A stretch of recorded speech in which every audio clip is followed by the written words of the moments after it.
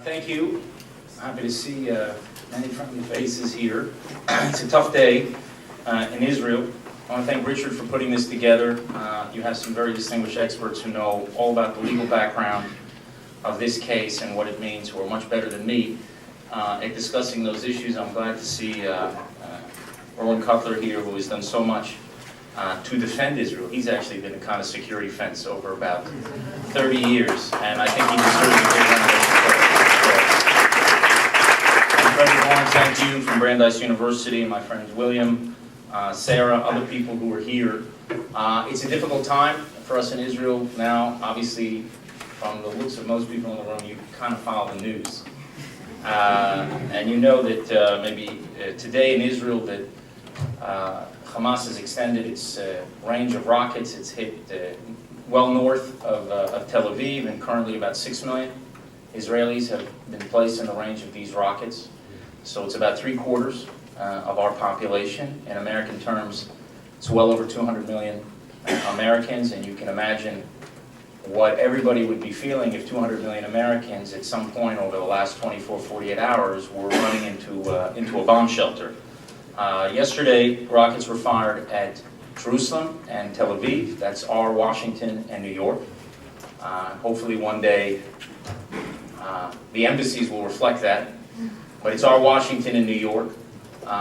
And as somebody who was born and raised in this country, it's not hard for me to imagine what the American people would expect of a government if 200 million people had to go into a shelter. What you would expect of your government, what you would expect of your military to do, which is to do everything to end the rocket fire against you. And that's exactly what Israel is doing right now.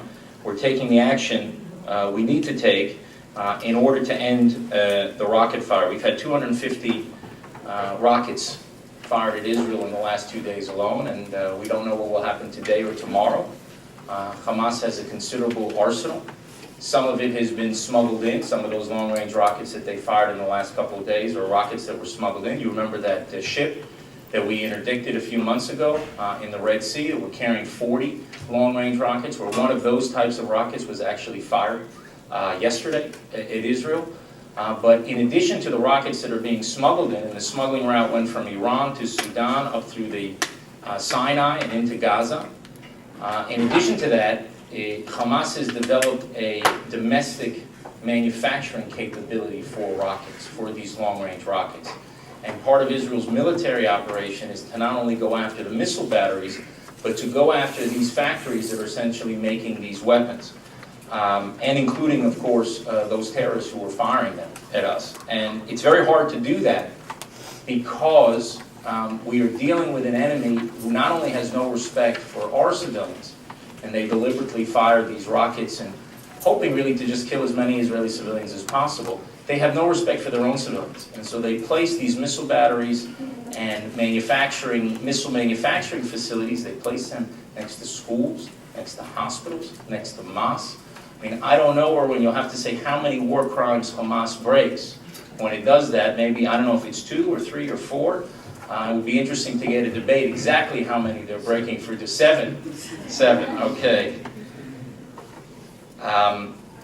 And this is the enemy that we're fighting in Israel. And we do it in the most, in a way, frankly, that I don't believe any military in the history of the world has ever done. Israel should always be judged not by some standard of perfection, but how other countries faced with similar threats have acted. And I ask everybody here, it doesn't matter to me where you are on the ideological spectrum, what your political views are, what do you think America would do faced with such a threat? What action would America take? Just remember that as you're seeing events unfold in Israel in the next couple of days. Our military goes to such unbelievable lengths to keep Palestinian civilians out of harm's way. Now, I knew that before I became a senior advisor to the Prime Minister. I read about that before, and I would hear the arguments that were made, and you'd see evidence of that. You'd see evidence of the flyers, of the phone calls, of the text messages that are sent, of sometimes missiles that are, the warhead is sort of taken off or changed so that it hits the top of a house as a warning. The embassy spokesman in Israel went back for what we call the Chufshat Moledet. This is the vacation in the homeland, it's called. And he went there a week ago with his son for his bar mitzvah. And he was celebrating with his son's bar mitzvah in the southern part of Israel, and he had all those guests there. And I think after the main course, they heard the sirens and they had to disperse it, and that was the end of that celebration. And Israelis have spent the last few days in these shelters. But Iron Dome gives people an enormous amount of confidence, and it helps also strengthen the resolve of the Israeli people, because they know when these rockets are coming that the Iron Dome is actually knocking many of them down. It's an enormously effective device. I remember a year and a half ago, right after the war, people were questioning whether Iron Dome works. I read a couple of articles about that it was some sort of spin. Well, let me tell you, when you're in the war room with the Israeli Prime Minister and the Israel's Chief of Staff walks in, and the Prime Minister asks him, how many rockets were fired at Israel yesterday? How many did we engage with Iron Dome? Because as you know, Iron Dome doesn't engage everything. If it's not going to hit a built-up area where civilians are, then we don't actually fire that the interceptor to meet it. So he asked him how many were fired, how many did we engage, how many did we hit? When the Israeli Prime Minister asked that to the Chief of Staff of Israel's army, that's what I call the no-spin zone. And I can assure you that Iron Dome works, and it works brilliantly. And right now it's protecting a lot of lives. So we are grateful for the support we've had in order to have this Iron Dome, and we have to employ these offensive and defensive measures in order to bring this, as I said, to the end of the rocket attacks against Israel, and that could happen immediately. All that has to happen is Hamas has to stop firing at Israel. The Prime Minister of the last few days, in fact, in the face of enormous pressures within Israel, said that he, if Hamas will stop firing, he said quiet will be met with quiet. And he did that for a day, and he did it for another day. And Israel got 40 rockets and 50 rockets and 100 rockets. And eventually, the Prime Minister has to do what he has to do in order to protect the country, and that authorize an expansion of Israel's military activities. And that's where we're in now as we speak. Now, when I first learned about this from Richard, about this conference, I thought it was very important for me to come here. And part of the reason I thought it was important is not just because it's a critical issue for Israel and the security fences save lives, is because what I've seen happen with the security fence recently has been what my Prime Minister, those of you who have read his books or seen his interviews over the years, calls the reversal of causality, where the results of aggression against Israel are turned into the causes of aggression against Israel. And this has a very, very long pedigree. It goes back really to the founding of the state, where the argument became soon after Israel's founding that the reason why the Arab states who were at war with Israel at the time were fighting Israel was because of the refugees. And of course everybody knows the refugees came as a result of the refusal, or people should know I should say, of the refusal of basically both the Palestinian Arab leadership and the wider Arab leadership to accept a solution which everyone hails as the solution today of two states for two peoples. That was the UN resolution in 1947. It was a Jewish state. People didn't have qualms about saying it then. A Jewish state and an Arab state. And it was the rejection of that resolution that led to the refugee issue, the Palestinian refugee problem. And by the way, there wasn't just a Palestinian refugee problem. It was also a Jewish refugee problem of equal size. But the Jews on a tiny strip of land with very little resources essentially doubled the size of their population in short order in a couple of years. You look, I know a big debate now today is immigration and how you deal with it. Israel doubled the size of its population in 2 years in order to absorb these Jewish communities that were ancient communities who were living in Iraq, in places in North Africa, in Yemen, so many places around the Arab world. They were thrown out. Some of them had to pack a suitcase after living there in a land for 2,500 years. Being very prominent members of those societies basically left to Israel with a suitcase, and Israel absorbed them. But you had another refugee crisis, refugee issue I should say, that was started at that time because of the Arab aggression. But pretty soon, people forget history. A sense of history goes all the way back to breakfast. You forget what the issues are.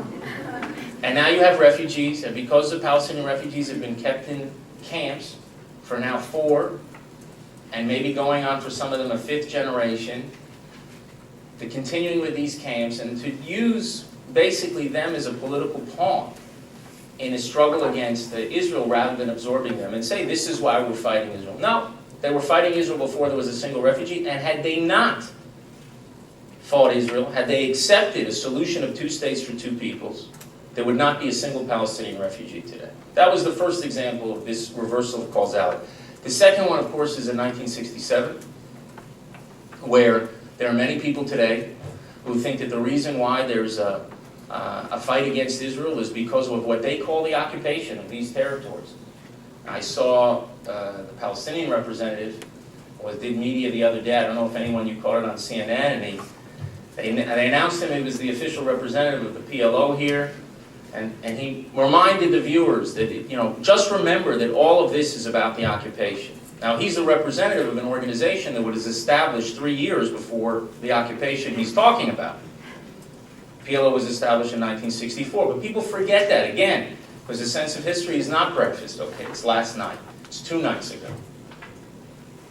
But what happened is, territories that were used to attack Israel, and Israel came in possession of those territories because of the attacks in 1967, were then turned into the cause of supposed Palestinian this grievance against Israel. Why are the Palestinians fighting? Why do they say? To end the occupation, as they said. If you drill down on some of them, and some, very rarely does a reporter actually do that. Which occupation are you talking about? Talking about Tel Aviv, or are you talking about the West Bank?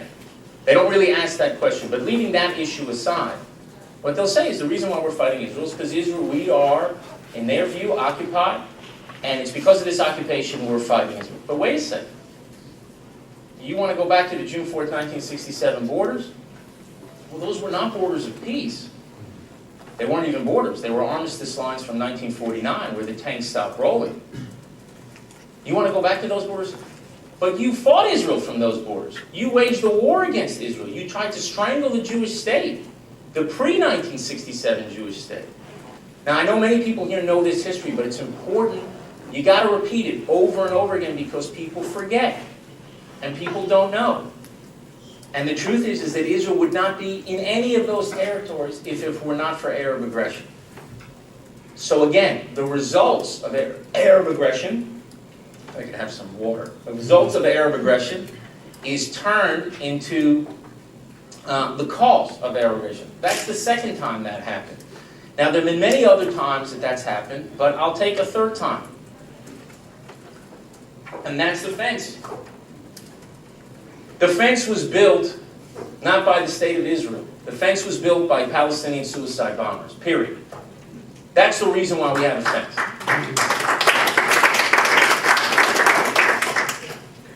We had to take action to protect our civilian population. You had a situation where people could get up in the morning, could strap a suicide vest, and to walk right into Israel, walk from Qalqilia into Kfar Saba, to walk onto a bus, to walk into a restaurant, pretty much unimpeded, and to blow themselves up.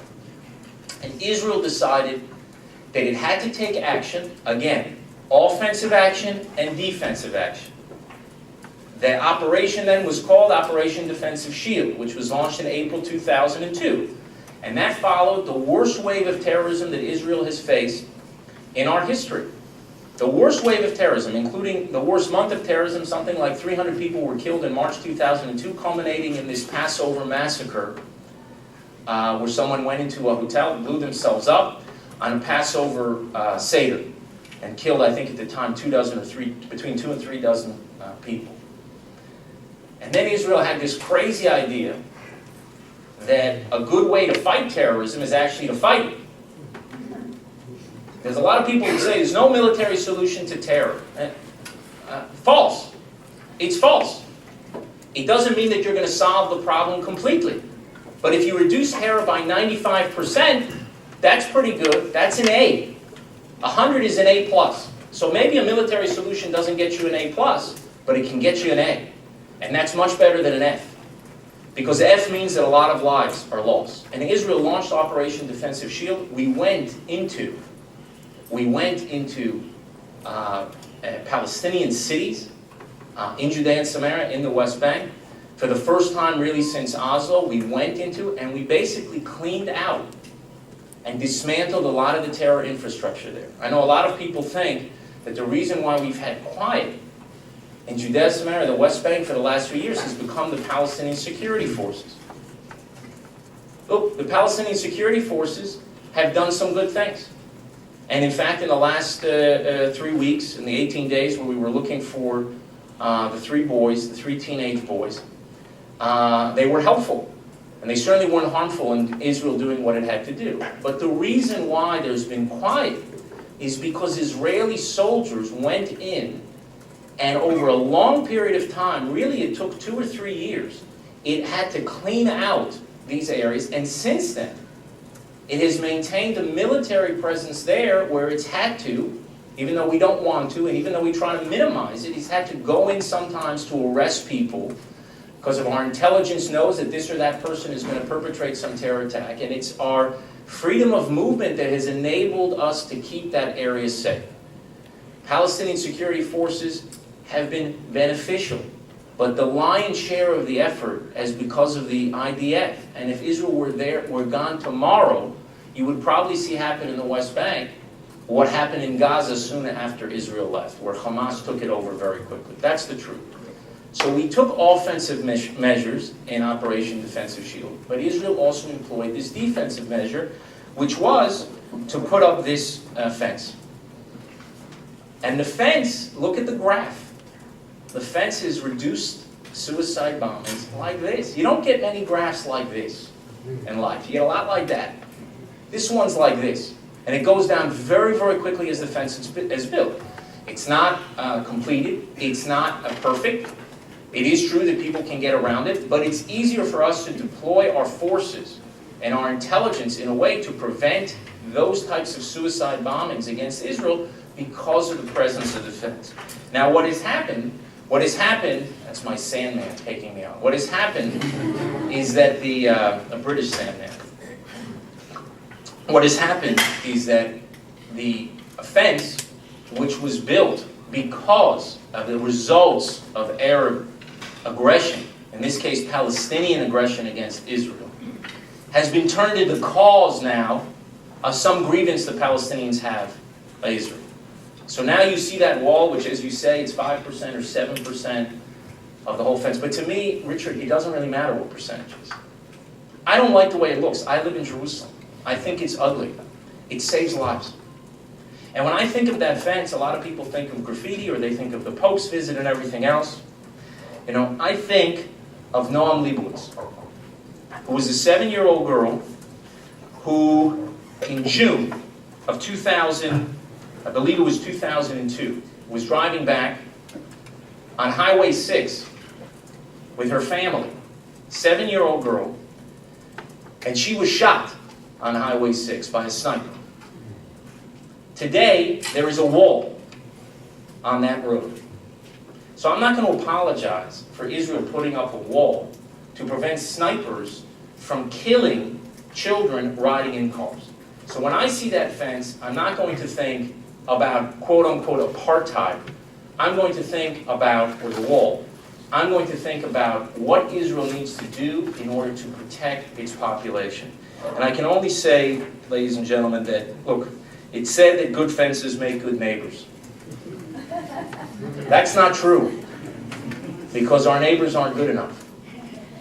It hasn't changed our neighbors. It has not changed our neighbors much at all. It's not the reason why our neighbors hate us. Some of them hated us before. They continue to hate us now, many of them. The reason they hate us is something that's much deeper, and it's passed on from generation to generation because of the rampant incitement that exists, because of what's learned in schools. You know, today we're dealing with this nonsense. This is most of the reporting that you hear about this moral asymmetry, and Israel's doing this, and Hamas is doing this. And I said this in one interview that maybe some of you saw. When we had this murder, horrific murder of this Arab boy, you saw how Israel responded. You tell a lot about a society not based on the action of an extremist in that society, but based on the reaction of the society to that event. That's the test of a society, how we react. And everybody in Israel, 99.999% of our population reacted the same way, probably the way that many people here reacted, which was embarrassment. Disgusting. That some Jew could perpetrate this crime. The last time I felt a feeling like that was when Baruch Goldstein walked into that mosque. That was 20 years ago. That's when I had the feeling. But there's a difference between our society and theirs. Because our political leaders do not hail murderers and terrorists as heroes. We don't name public squares after killers. We don't name public squares after killers, and we don't teach our children to emulate them. We don't turn them into role models.